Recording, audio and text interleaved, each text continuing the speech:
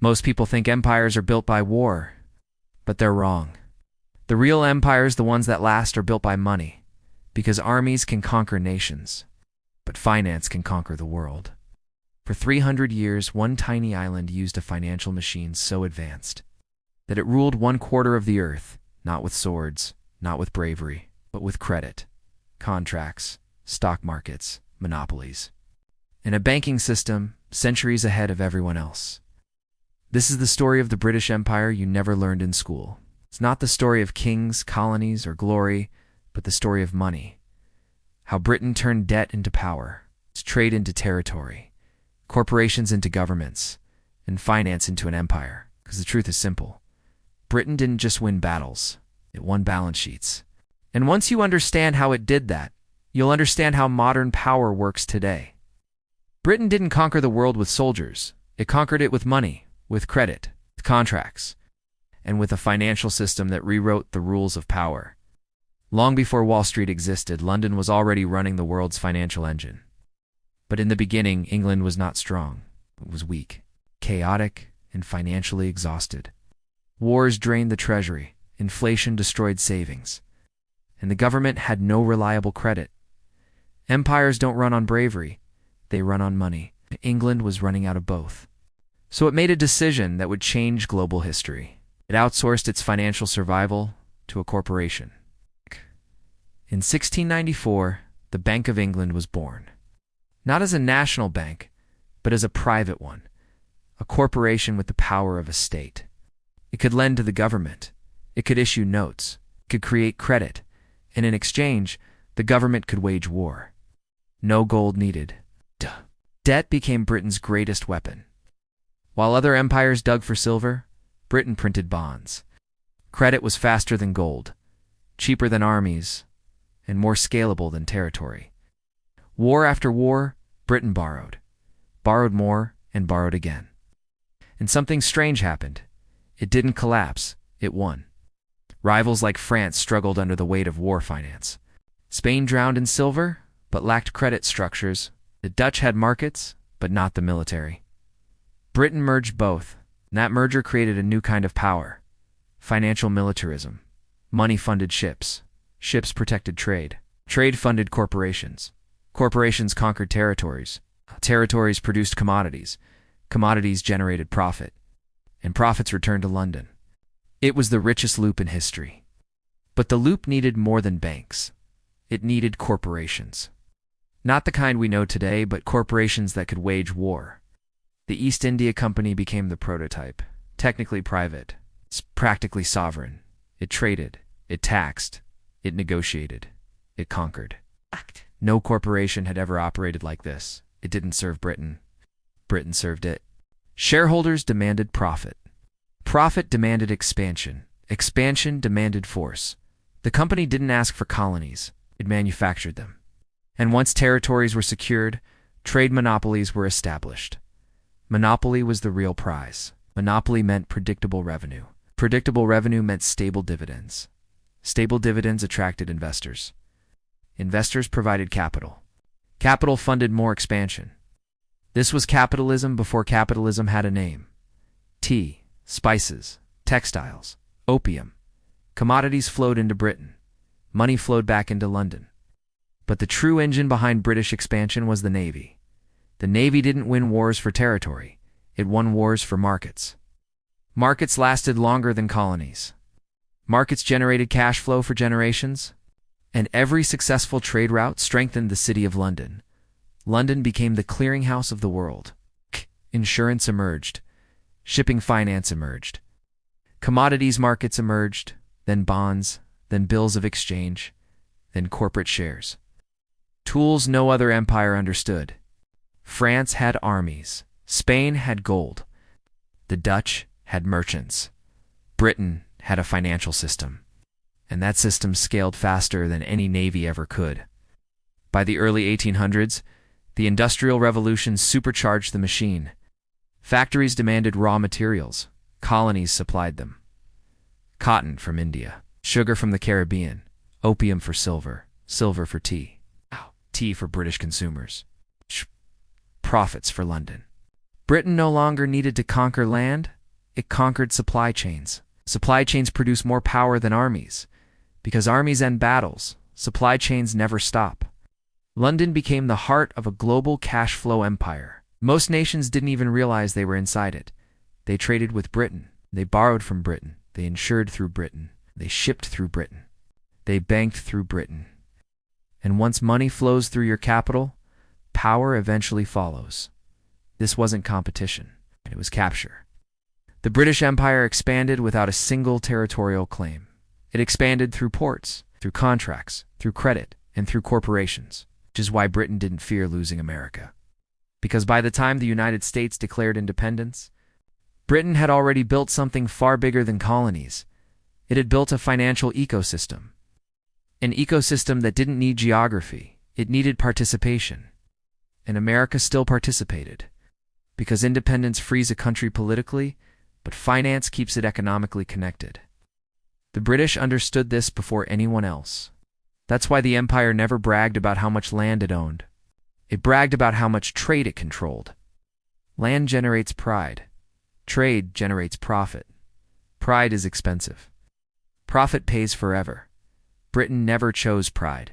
It always chose profit.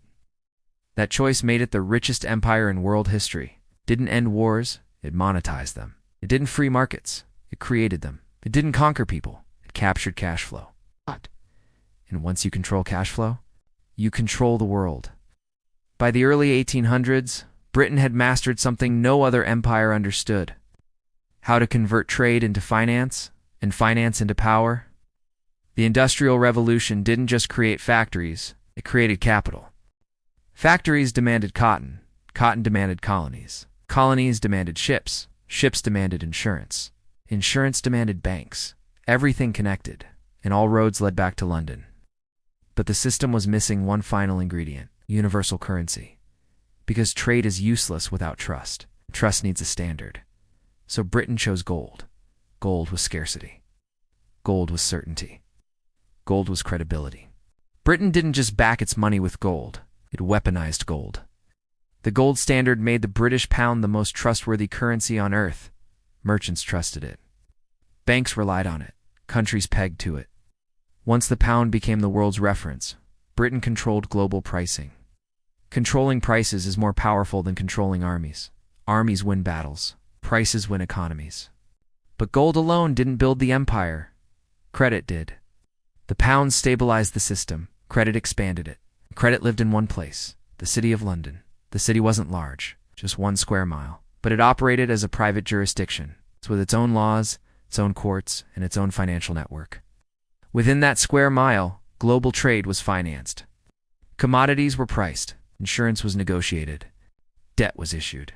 The entire world became dependent on London's signature. The one institution inside the city became especially powerful. Lloyd's. Lloyd's was not a bank, not a government, not a corporation. It was a marketplace, where merchants, shippers, insurers, and financiers gathered to price risk. And if you control risk, you control trade. Insurance allowed British merchants to ship goods others feared. Tea through storms. Spices through pirates. Opium through rebellion. If something could be insured, it could be traded. If it could be traded, it could be taxed. If it could be taxed, it could be monetized. With Lloyd's, Britain rewrote global risk. But it did something more important. It financialized it. Risk stopped being a threat. Risk became a product. And once risk became a product, it became profitable. Profits attracted investors. Investors attracted capital. Capital scaled the empire. The deeper Britain went into finance, the less it relied on territory. This was the secret evolution. Empires once conquered land. Britain conquered balance sheets. Land is heavy. Balance sheets are scalable. Land needs soldiers. Balance sheets need bankers. Soldiers fight wars once. Bankers fight wars forever. The more the world traded, the more it used the pound. The more it used the pound, the more it borrowed from Britain. The more it borrowed, the more interest London earned. Interest financed more ships. More ships financed more colonies. More colonies financed more commodities. And commodities financed the empire. It was a feedback loop with no visible army. The British Empire looked physical. But its real structure was financial. Factories were the body, ships were the veins, banks were the heart, the pound was the blood, and London was the brain. But every empire needs enforcement. Britain's enforcement wasn't territorial, it was maritime. The Royal Navy protected trade routes, not for pride, but for profit. Pirates weren't criminals. They were financial threats. Storms weren't weather events. They were risk portfolios. War wasn't politics. It was capital deployment. No navy in history defended commerce with such precision, because commerce paid the navy, the other way around.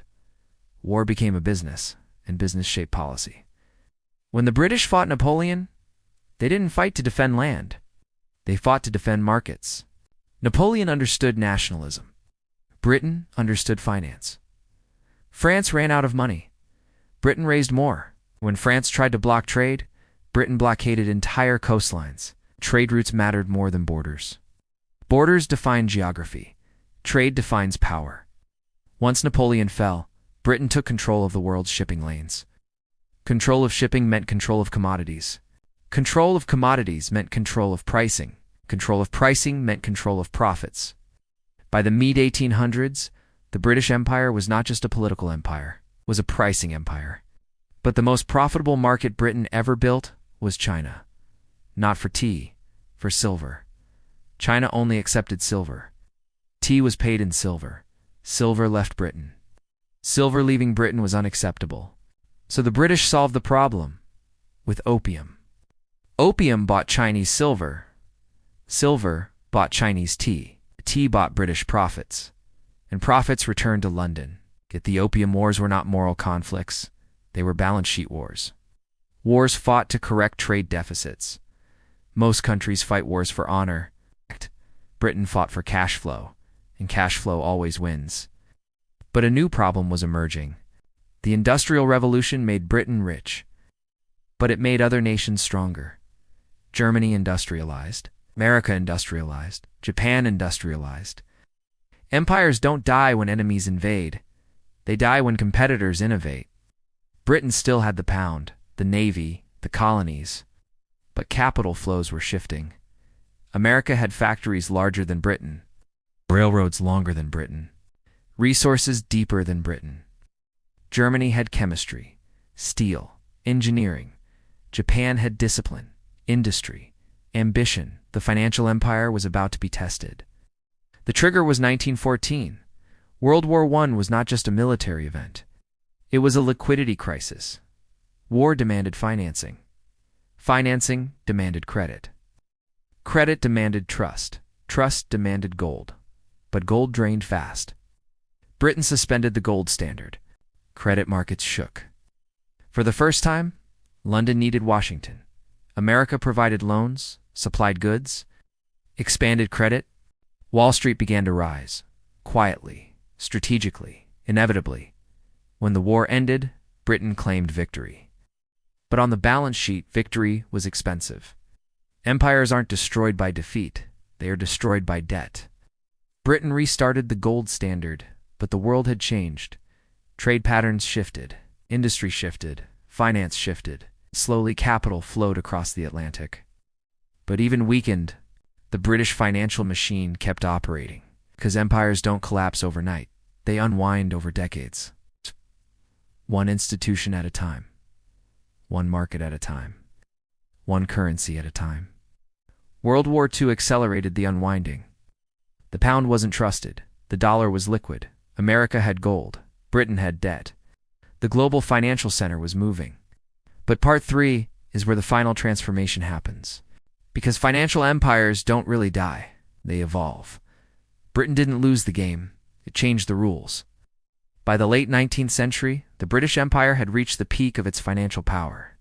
It controlled territories, trade routes, and resources around the globe, but the real power was invisible. It was in balance sheets, in credit systems, in the flow of commodities and capital. Factories in Britain produced goods. Colonies supplied raw materials. Ships transported them. Insurance and banks turned those shipments into profits. Every layer reinforced the next. Every transaction increased London's power. The City of London became the world's financial hub. One square mile held more influence than most nations. It set prices, insured risks, and issued debt. It controlled currency. It controlled trade. It controlled the flow of money itself. Wars were fought not just with guns, but with finance. The Opium Wars weren't moral conflicts. They were attempts to fix trade imbalances. Silver from China paid for tea. Britain didn't want silver leaving its shores, so it sold opium to bring silver back. Debt became the weapon. Trade became the battlefield. Every military move had a financial motive. Even colonial expansion was carefully calculated. Africa, India, the Middle East, all were sources of revenue. Every colony was expected to generate cash flow. That cash flow went directly to London. The Royal Navy didn't just protect borders, it protected profits. Pirates, storms, rebellions, all were financial risks. Insurance markets like Lloyd's made it possible to trade through danger. Once a risk could be insured, it could be monetized. And once monetized, it could generate more wealth. London controlled risk. Controlling risk meant controlling trade.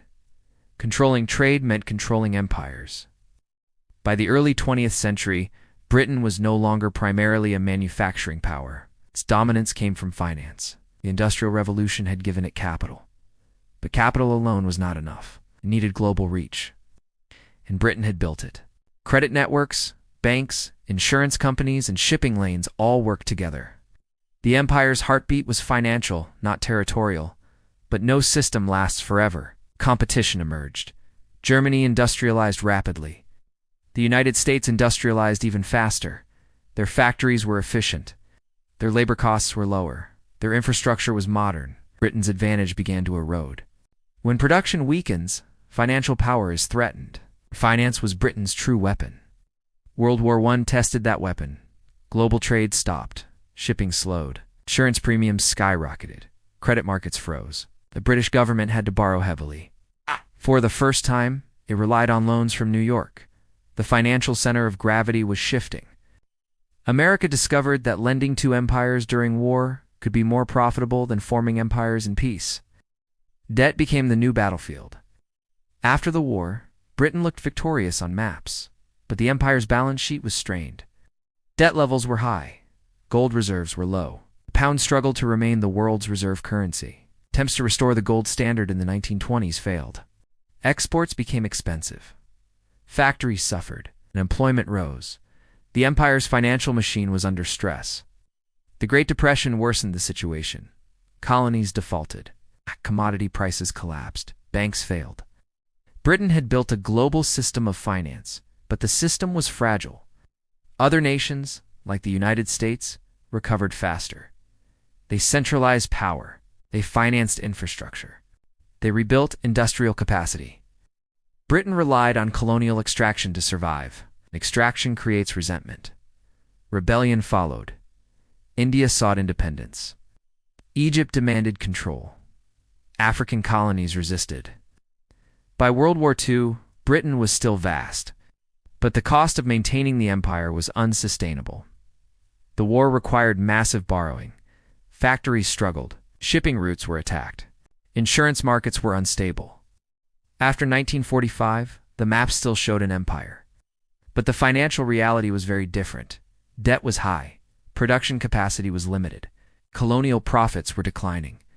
The Bretton Woods system shifted global finance. It favored the US dollar over the pound. Britain's financial dominance was formally downgraded. The sterling lost its role as the world's reserve currency. Empires collapsed, but the money machine adapted. Britain reinvented itself. It moved into offshore finance. It used tax havens, shell companies, and corporate networks. The new empire didn't need soldiers. It needed accountants and lawyers. Capital flowed globally. Corporate structures maintained influence. Trade, credit, and finance became the tools of power. Britain still shaped markets without controlling territories. Empires die, systems persist.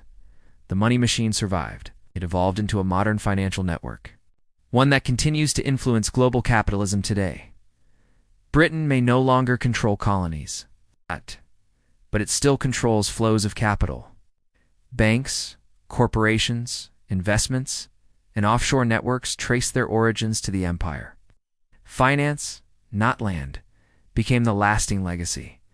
Credit, risk, and capital flows replaced flags and armies. The empire fell on maps. But it lives on in spreadsheets. It lives on in ledgers. Lives on in the architecture of global finance. And the lesson is clear. Empires are built on money, wars are temporary, markets last forever. Control cash flow, and you control the world. The British Empire may have ended politically, but its financial machine never stopped.